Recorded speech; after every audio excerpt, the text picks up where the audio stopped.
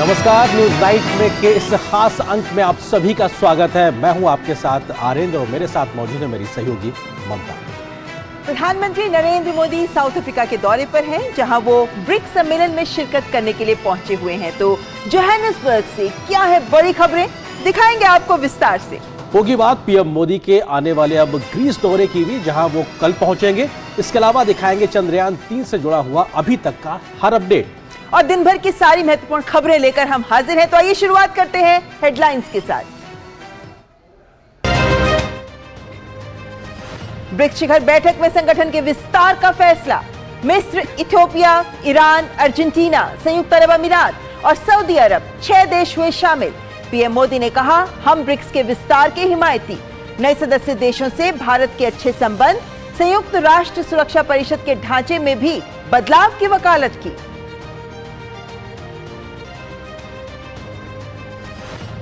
PM Modi ने BRICS Africa outreach और BRICS plus dialogue में भी लिया हिस्सा। वैश्विक विकास यात्रा में ग्लोबल साउथ को के साथ लेकर आगे बढ़ने की अहमियत पर दिया बल। कहा, एजेंडा 2063 के अंतर्गत अफ्रीका को भविष्य का ग्लोबल पावर हाउस बनाने की यात्रा में भारत एक विश्वसनीय और करीबी साझेदार।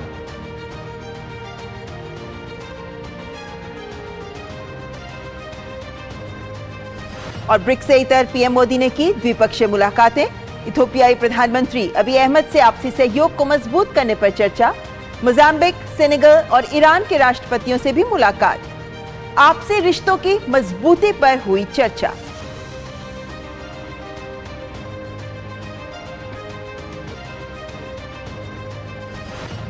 दक्षिण अफ्रीका की यात्रा के बाद कल ग्रीस के दौरे पर पहुंचेंगे पीएम मोदी। दोनों देशों के प्रधानमंत्री करेंगे शिष्टमंडल स्तर की वार्ता। बिजनेस लीडर्स से भी होगी मुलाकात। पीएम मोदी भारतवंशियों को भी करेंगे संबोधित। 40 साल में ग्रीस की यात्रा पर जाने वाले पहले भारतीय प्रधानमंत्री होंगे पीएम मोदी। जारी है G20 बैठकों का सिलसिला। जयपुर में G20 trade and investment ministers meet का आगाज, तो वाराणसी में चौथी G20 संस्कृति कार्य समूह की बैठक की शुरुआत। व्यापार और निवेश की बैठक में पीएम मोदी ने दिया वीडियो संदेश। भारतीय अर्थव्यवस्था की सराहना।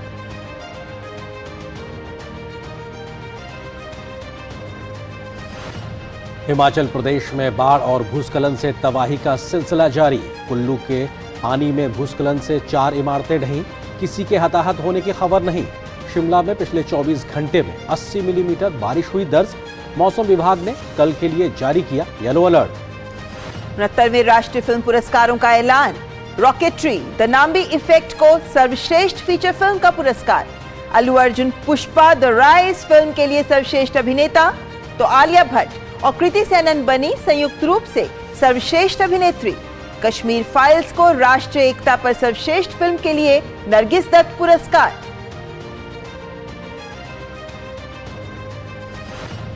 नॉर्वे के मैग्नस कार्लसन ने जीता फिडे विश्व कप का खिताब। संघर्षपूर्ण फाइनल में कार्लसन ने भारत के आर प्रज्ञानंदा को हराया।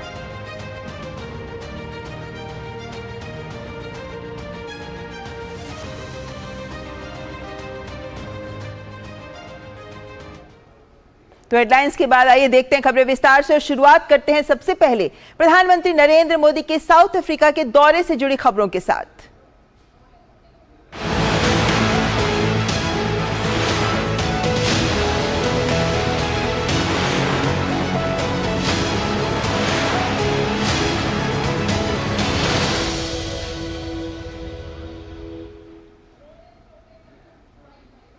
और प्रधानमंत्री नरेंद्र मोदी ने ब्रिक्स सम्मेलन में कल और आज दोनों दिन भारत का पक्ष इस मंच पर पुरजोर तरीके से मजबूती के साथ रखा।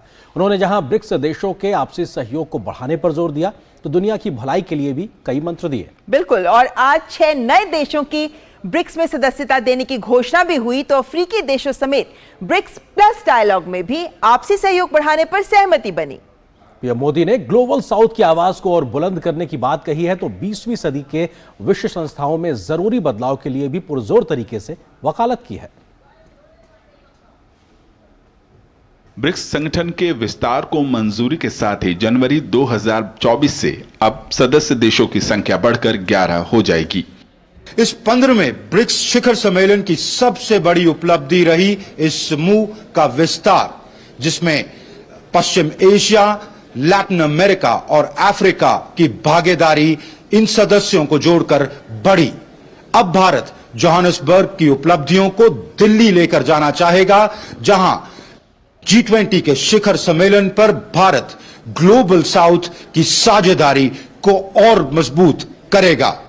6 देशों मिस्र, इथोपिया, सऊदी अरब, अर्जेंटीना, यूएई और ईरान को स्थायी सदस्य बनाने की घोषणा की गई।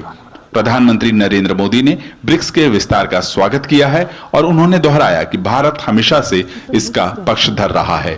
भारत का ये मत रहा है कि नए सदस्यों के जुड़ने से ब्रिक्स एक संगठन के रूप में मजबूत तथा हमारे सभी साझा प्रयासों को एक नया बल देने वाला होगा। इस कदम से विश्व के अनेक देशों का मल्टीपोलर वर्ल्ड ऑर्डर में विश्वास और सुदृढ़ होगा। मुझे खुशी है कि हमारी टीम्स ने मिलकर एक्सपांशन के गाइडिंग प्रिंसिपल्स, स्टैंडर्ड्स, क्राइटेरिया और प्रोसीड्यूर पर सहमति बनाई है और इनके आधार पर आज हम अर्जेंटीना, इजिप्ट, ईरान, सऊदी अरब, इथोपिया और यूएई का ब्रिक्स में स्वागत करने के लिए सहमत हुए हैं। सबसे पहले मैं इन देशों के लीडर्स और वहां के नागरिकों को बहुत बहुत बधाई देता हूं।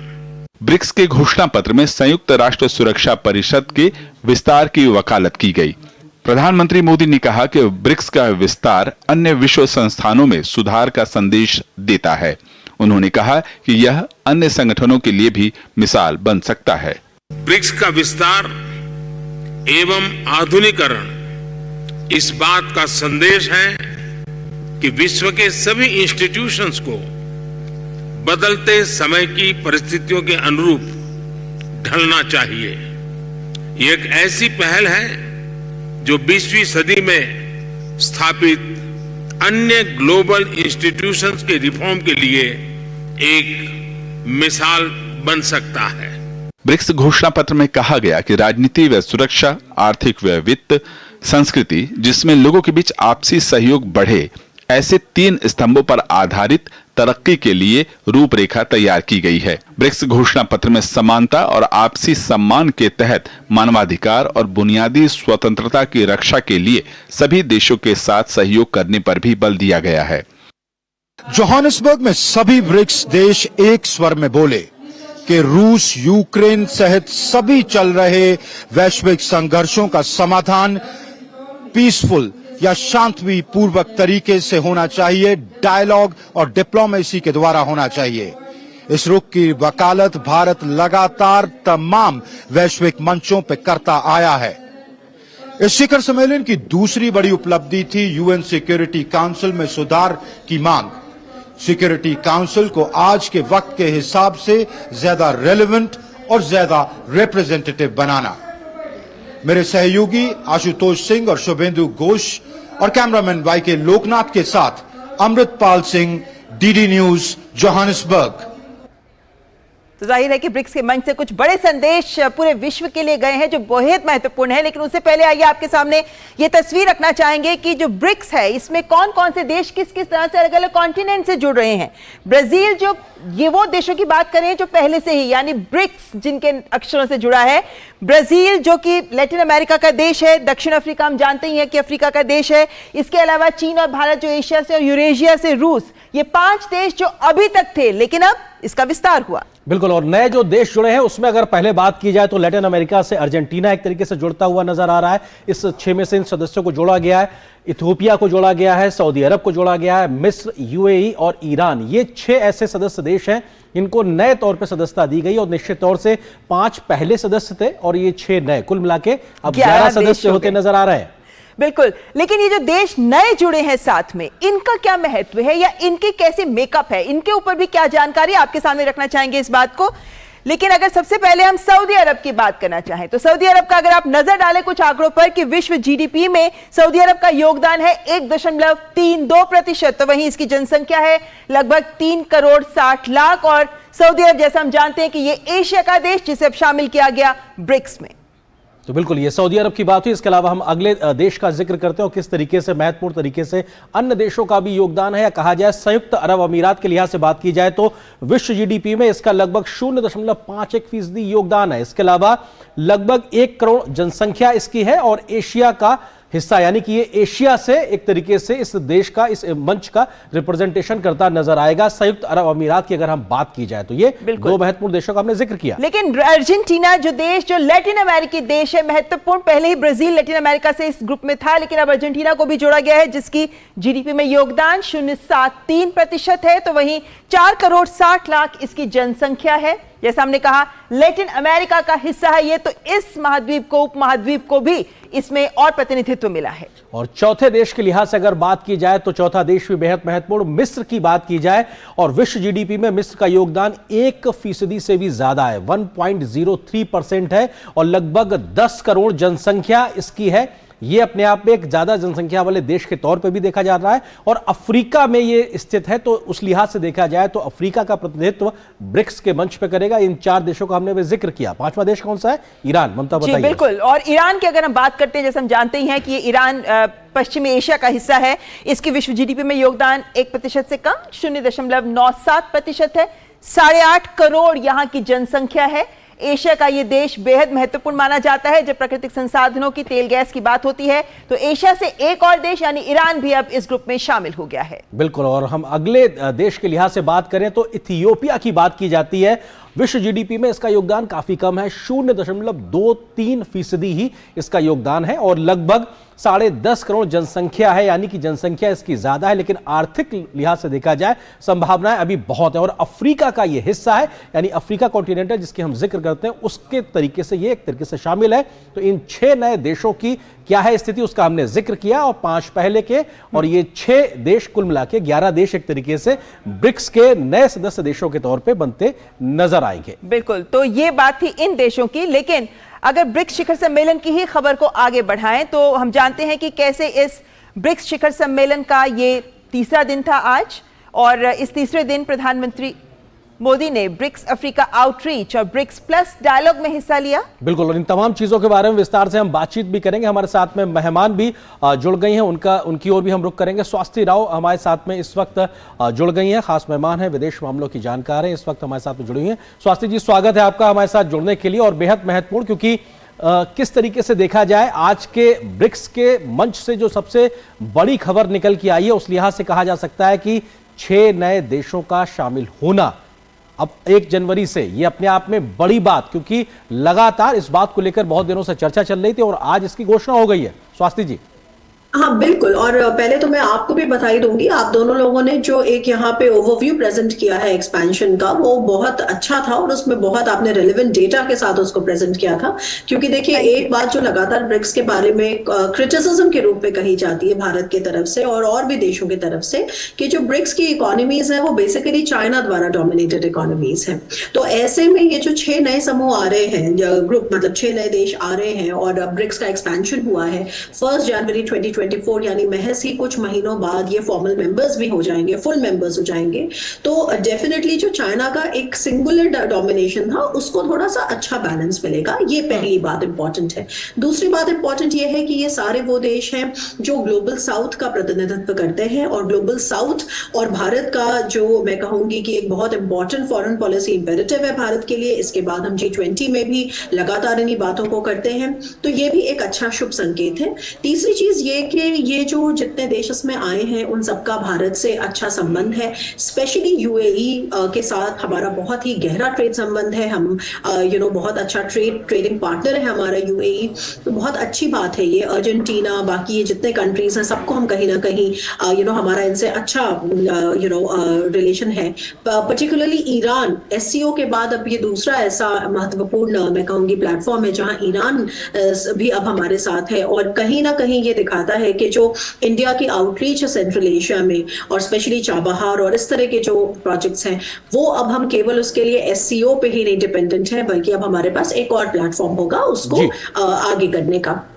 तो ये सब बातें मैं कहूंगी कि अच्छी हैं। प्रॉब्लम्स इसमें कहाँ आती हैं मेरे लिहाज से, 2-4 प्रॉब्लम्स भी हैं। पहला तो ये कि देखिए हमें मतलब बेसिकली ब्रिक्स को भारत के लिहाज से हमें ये मेक श्योर करना पड़ेगा कि ये जो कंट्रीज हैं ये कहीं ना कहीं चाइना की का जो विजन है वो ये कि एंटी वेस्टर्न अलायंस का रूप देना ब्रिक्स को, तो उसमें चाइना को सफलता ना मिले और भारत उसको एक हेल्दी तरीके से काउंटर बैलेंस और एक हेजिंग उसमें चलती रहे, ये भारत आई थिंक इसमें। वैसे स्वास्थ्य जी अगर हम देखें तो हम ये भी पाते हैं कि ये सभी देश द्विपक्षीय स्तर पर भी एक दूसरे के साथ बातचीत करते रहते हैं, एक दूसरे के साथ व्यापार भी होता है, तमाम संबंधों को आगे भी बढ़ाया जाता है।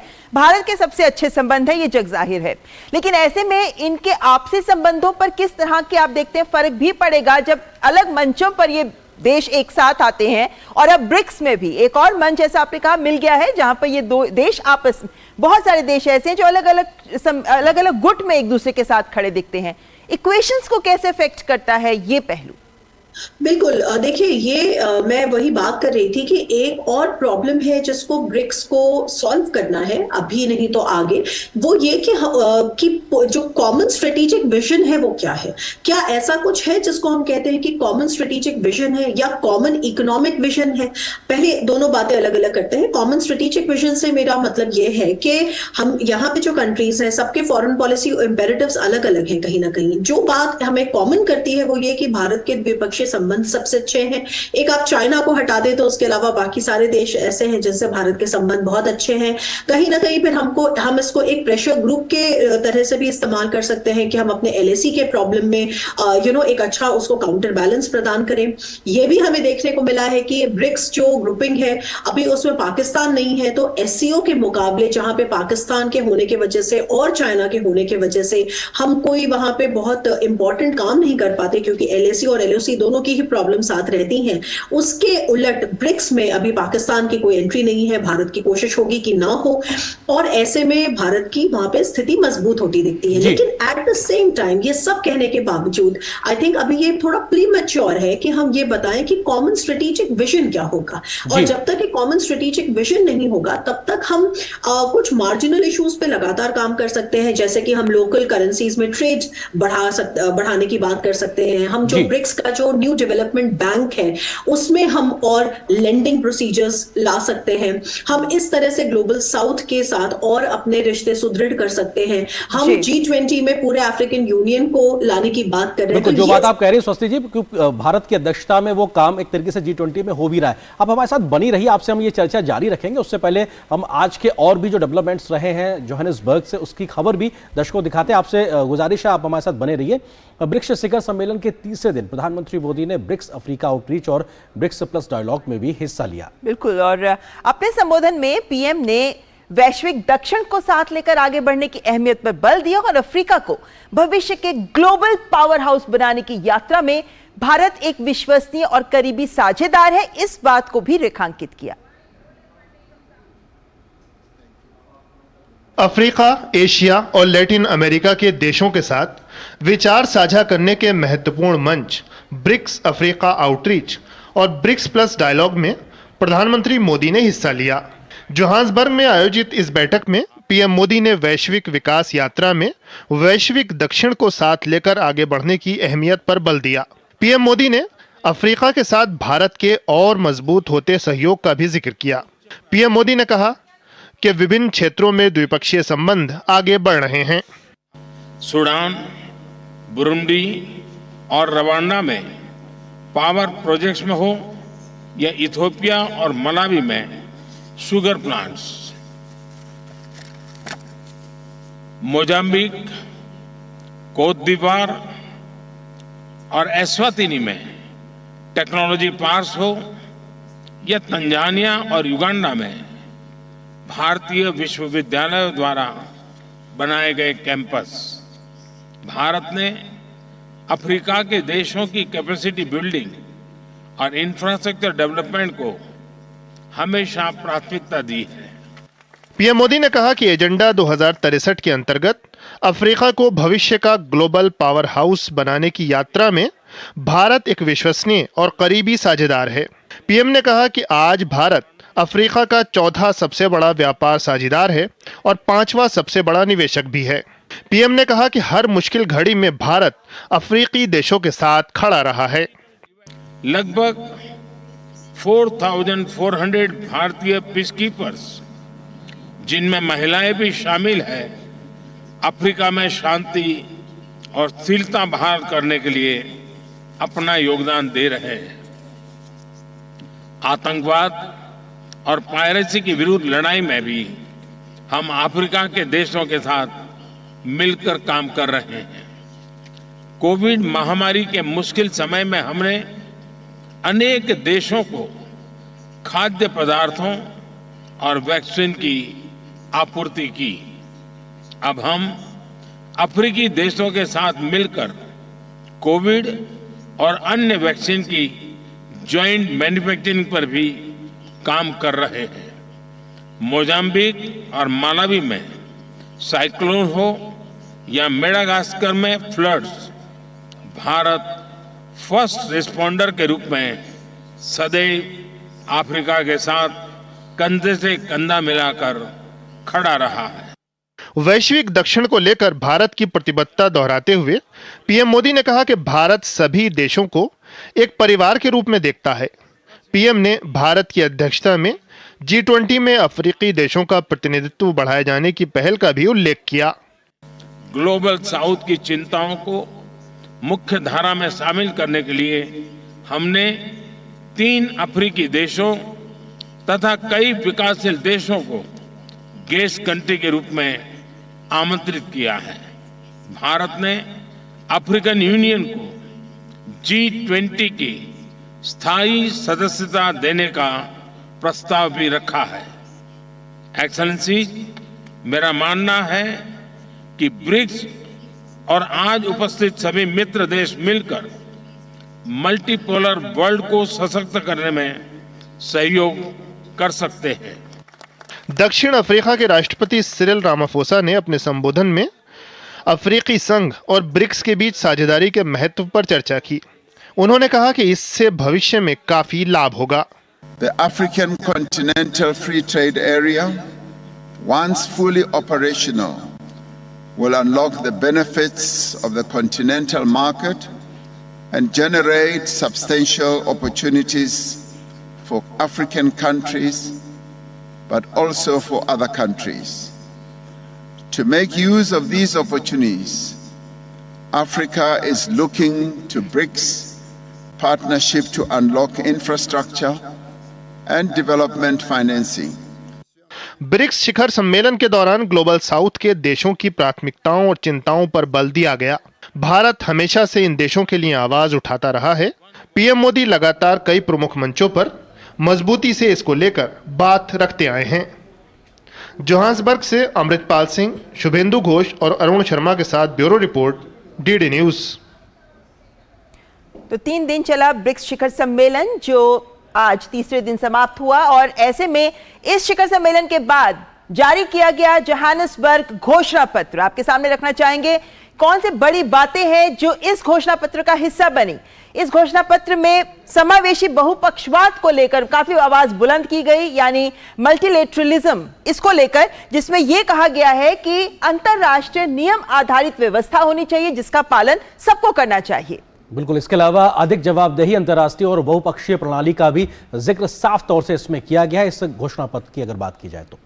और इसके तहत यह भी कहा गया है कि जो विकासशील देश हैं, जो उभरती अर्थव्यवस्थाएं हैं, उनकी महिलाओं को भी अंतरराष्ट्रीय संस्थाओं में उनका प्रतिनिधित्व बेहद जरूरी है ताकि समस्याओं के समाधान में उनकी भूमिका भी सामने आ सके। इसके अलावा संयुक्त राष्ट्र में व्यापक सुधार का समर्थन भी साफ तौर से इस घोषणा पत्र में किया गया है और विकासशील देशों का प्रतिनिधित्व भी बढ़ाया जाए। जब सुधार की बात होती है तो इस बात को एक बार फिर से मुखरता से सामने रखा गया कि विकासशील देशों का, उभरती अर्थव्यवस्थाओं का भी इन अंतर्राष्ट्रीय संस्थाओं में उनका भी प्रतिनिधित्व बेहद जरूरी है। उस सिलसिलेवार तरीके से जिक्र किया गया, शांति और सुरक्षा को लेकर क्या कुछ कहा गया उसको बेहद महत्वपूर्ण है, क्योंकि आतंकवाद हो, अतिवाद हो, कट्टरवाद हो, सीमा पार आतंकवाद, इस सब की कड़े शब्दों में निंदा की गई और इसको बर्दाश्त ना करने के लिए मिलकर काम करने की बात कही गई है। और जो बात प्रधानमंत्री नरेंद्र मोदी हर मंच पर करते हैं, यहां भी वो बात कही गई है कि आतंक को वित्तीय मदद देने वाले या जो उन्हें सुरक्षित ठिकाने देते हैं उनकी पहचान करनी चाहिए और न केवल पहचान की जाए बल्कि कार्रवाई भी की जाए। बिल्कुल, इसके अलावा संघर्ष का बातचीत से शांतिपूर्ण समाधान किया जाए, यह बात भी भारत लगातार कहता रहा है, चाहे हाल फिलहाल के मसले हो या चाहे पहले के संघर्ष हो, और भारत की इस बात को प्रमुखता से इस घोषणा पत्र में जगह मिली है ममता। और इसके अलावा एक और महत्वपूर्ण मुद्दा जो सामने रखा गया है कि निरस्त्रीकरण या हथियारों का प्रसार जो होता है या रासायनिक हथियारों पर प्रतिबंध की बात है, तो इसको लेकर भी आवाज मुखर की गई। बिल्कुल, इसके अलावा भ्रष्टाचार के खिलाफ अंतर्राष्ट्रीय सहयोग बढ़ाने पर भी जोर दिया गया कि आखिर कैसे इस ग्लोबल समस्या से निपटा जा सके, उस दिशा में भी लगातार काम किया गया है। एक और महत्वपूर्ण पहलू जो घोषणा पत्र का हिस्सा बना वो है त्वरित विकास के लिए साझेदारी। विकास करना है तो सबको साथ आना होगा। इसके तहत बहुपक्षीय वित्तीय संस्थान जो हैं उनमें आर्थिक नीतियों को लेकर एक वैश्विक सहमति बनाई जानी बेहद जरूरी है ताकि जिसको जरूरत है उसको वित्त मिल सके। बिल्कुल, इसके अलावा भू राजनीतिक कारणों से उत्पन्न जोखिमों पर बहुपक्षीय सहयोग को बढ़ाने को लेकर भी साफ तौर से इस घोषणा पत्र में लिखा गया है।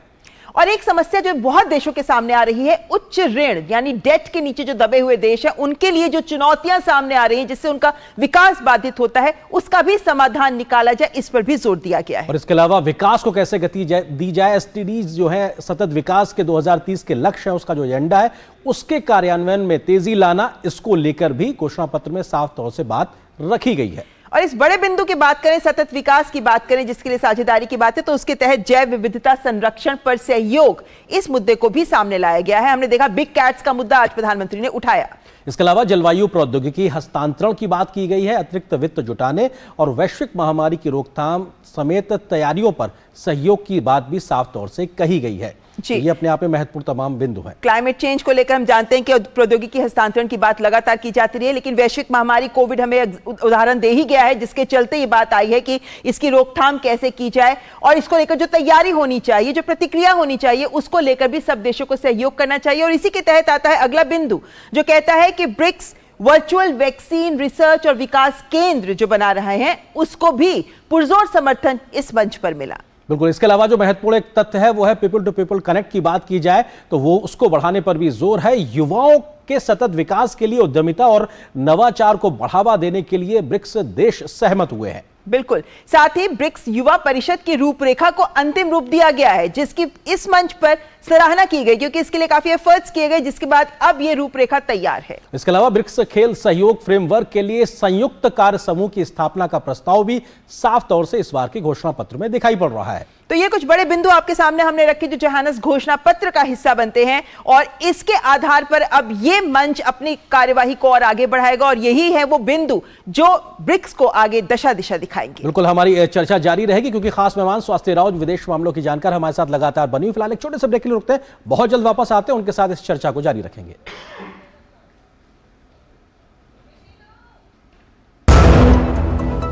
होंगे बच्चे स्वस्थ भले भूलेगा बचपन, इन्हें पिलाओ मुगली घुट्टी 555।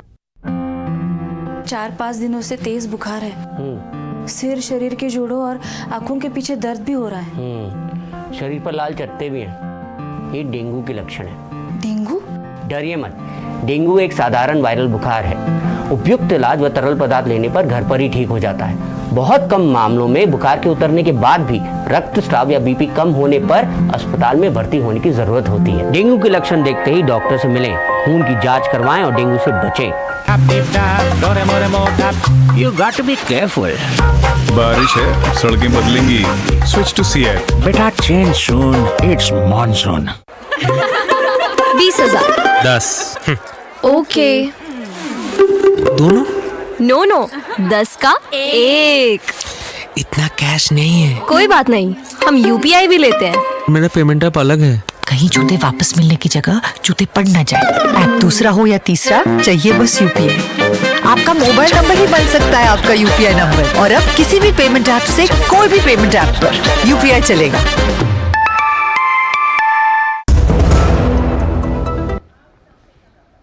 ब्रेक के बाद एक बार फिर आपका स्वागत। आप देख रहे हैं न्यूज नाइट, जिसमें अब हम रुख कर रहे हैं आज की हमारी चर्चा का विषय जो है विशेष कहता है ब्रिक्स का विस्तार, संभावनाओं के द्वार। और चर्चा के लिए हमारे साथ जुड़ी हैं स्वस्ति राव, जो विदेशी मामलों की जानकार हैं। स्वस्ति जी, अभी तक हम चर्चा कर रहे थे ब्रिक्स को ही लेकर, इसके विस्तार को लेकर, और हमने अभी घोषणा पत्र के कुछ अहम बिंदुओं को भी सामने रखा।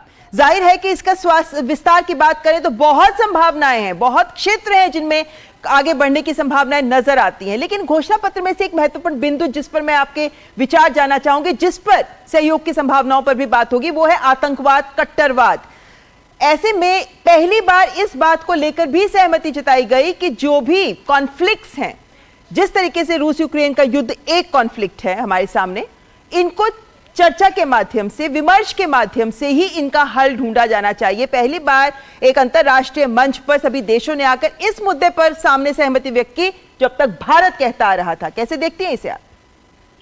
देखिए, बिल्कुल बहुत अच्छी अच्छी बातें कही गई हैं। मैं यही कहूंगी कि इनको अनपैक करने की जरूरत है, और अनपैक जो ये करने का प्रोसेस है ये समय के साथ ही होगा। जैसे कि अब आपने कहा काउंटर टेररिज्म, तो ऑफ कोर्स जैसे मैं आपको पहले बता रही थी कि एससीओ के प्लेटफॉर्म पे हम इसलिए काउंटर टेररिज्म के जो मतलब हम उसका इफेक्ट नहीं देख पाते अपने लिए, क्योंकि पाकिस्तान खुद वहां पे मेंबर है। तो हम पाकिस्तान से ही हमारी सबसे बड़ी प्रॉब्लम है ये, और यहाँ पे ब्रिक्स में भी पाकिस्तान नहीं है, ये एक बात। लेकिन एट द सेम टाइम हमको पता है कि बहुत सारे ऐसे प्लेटफॉर्म्स हैं, जैसे कि यूनाइटेड नेशंस है, जहां पे जब इंडिया ले जाता है टेररिज्म का मुद्दा, तो वहां पे पाकिस्तान चाइना की मदद से उसको वीटो करता है। तो ये जो चीजें हैं, ये जो बिहाइंड द सीन्स चलने वाले जो डायनामिक्स हैं, ये कैसे अनफोल्ड करेंगे, और उसके बाद जो ब्रिक्स के मेंबर्स हैं वो उसको फिर एज अ प्रेशर ग्रुप उन पॉलिसीज को पास करवाते हैं, उसके ऊपर कुछ प्रोग्रेस लेकर आते हैं, या फिर ये कहीं ना कहीं जो चाइना का इकोनॉमिक कोअर्शन है, जो हम देखते आते हैं, जो अफ्रीका में भी है,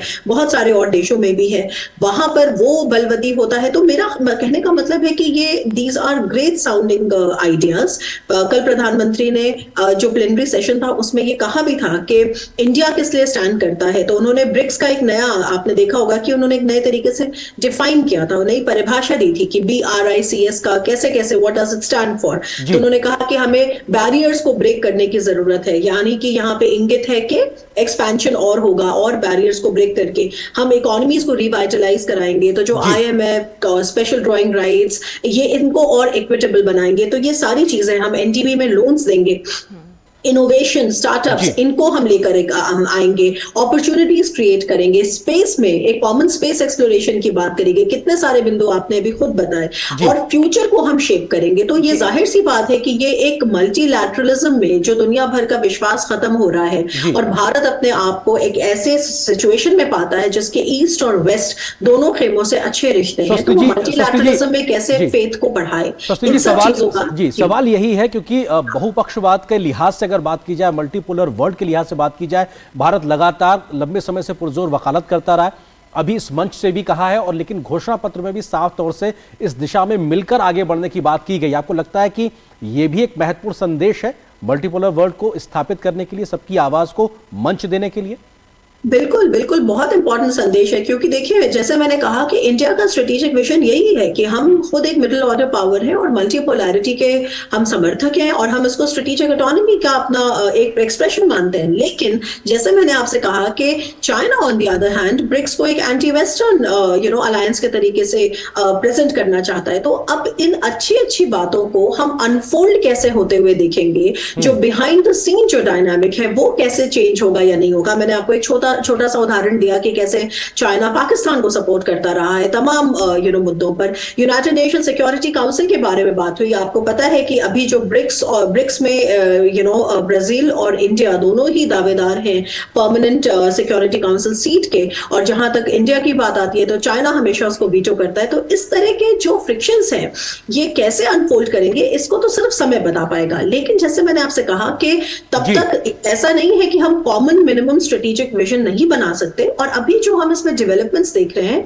इन सब में एक शुभ संकेत है। तो जितना कन्वर्जन्स हो सके हमें बिल्ड करने की कोशिश करनी चाहिए। मेरा ख्याल है प्रधानमंत्री का भी यही देखा जाए तो इस घोषणा पत्र में भी बहुत हद तक जो सोच है, जो सिद्धांत है, जो प्रिंसिपल्स है, जिन पर ब्रिक्स काम करना चाहता है आने वाले वक्त में, उन्हें भी स्पष्ट तौर पर रेखांकित किया गया है। बिल्कुल, और निश्चित तौर से प्रधानमंत्री ने 5 सूत्रीय एक तरीके से कल कार्यक्रम भी रखा था कि कैसे आगे बढ़ना, लेकिन फिलहाल वक्त हमें इतनी ही इजाजत दे रहा है। बहुत बहुत शुक्रिया स्वस्ति राव जी हमारे साथ जुड़ने के लिए, इस विस्तार से बात करने के लिए आपका बहुत बहुत शुक्रिया।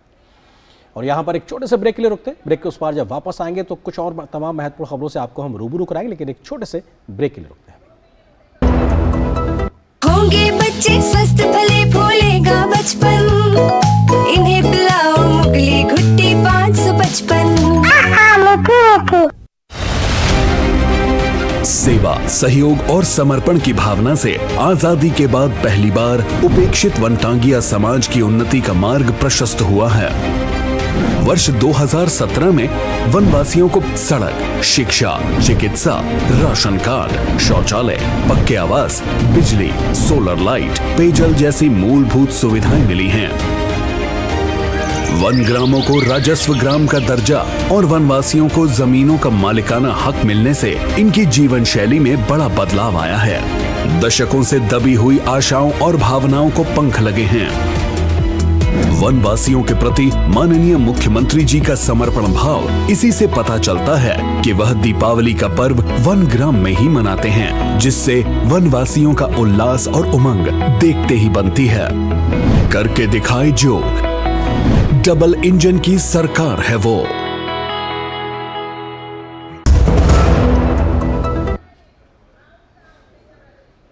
और ब्रेक के बाद न्यूज नाइट में अब बात करेंगे प्रधानमंत्री के ग्रीस दौरे की, क्योंकि हम जानते हैं कि आज प्रधानमंत्री ने ब्रिक्स सम्मेलन में भाग लिया, जिसके बाद प्रधानमंत्री मोदी कल ग्रीस पहुंचेंगे। और 4 दशकों के बाद ऐसा होगा कि किसी भारतीय प्रधानमंत्री की ग्रीस यात्रा होने जा रही है। पीएम मोदी की इस यात्रा में जहां आपसी संबंधों को बेहतर करने पर जोर होगा, तो क्षेत्रीय और वैश्विक मुद्दों पर भी आपसी समझ बढ़ाने का एक मौका मिलेगा। और पीएम मोदी की इस यात्रा से ग्रीस में मौजूद भारतीय समुदाय में खुशी की लहर है। भारत के प्रमुख यूरोपीय साझेदारों में से एक ग्रीस की यात्रा पर पहुंच रहे प्रधानमंत्री नरेंद्र मोदी भारत के पहले प्रधानमंत्री हैं जो 40 साल में ग्रीस की यात्रा पर पहुंच रहे हैं।